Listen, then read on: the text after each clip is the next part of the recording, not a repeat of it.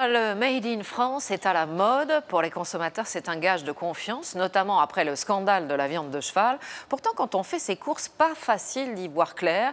Il y a une forêt d'appellations, certaines sont trompeuses. On a pris deux exemples, le camembert de Normandie et la moutarde de Dijon. Vous avez l'impression de consommer français, pas si sûr. Laura Zéphirin, Daniel Lévy.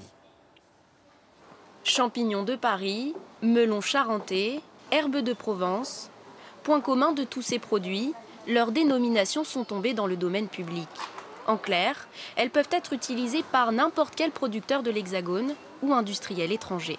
Alors dans les rayons des supermarchés, difficile de savoir si l'on achète vraiment français. Je vois pas que ça soit marqué, à vrai dire. 100% français ou autre, c'est pas noté. Je regarde essentiellement la marque en général, mais d'où vient le produit, pas forcément. Et pourtant, mieux vaut prêter attention aux détails pour connaître l'origine exacte de nos aliments. Exemple avec un emblème de la gastronomie française, le camembert. 120 000 tonnes consommées chaque année par les Français. Et c'est de loin le plus copié des fromages.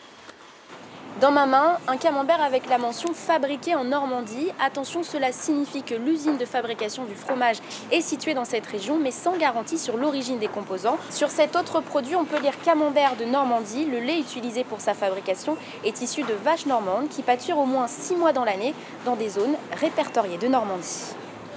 Autre produit du terroir français, la moutarde de Dijon. Mais cette appellation n'est pas protégée et garantit uniquement un procédé de fabrication. Résultat, ce condiment incontournable au quotidien peut être fabriqué partout dans le monde et les graines de moutarde, l'un de ses principaux ingrédients, proviennent à 80% de l'étranger. Avec cette multitude d'appellations, plus ou moins protégées, le consommateur ne sait plus trop à quoi se fier. Il y avait le label AOC en 1935, aujourd'hui il y en a plein parce que tout le monde veut bien faire et certainement que tout le monde a trop fait, c'est parti dans tous les sens.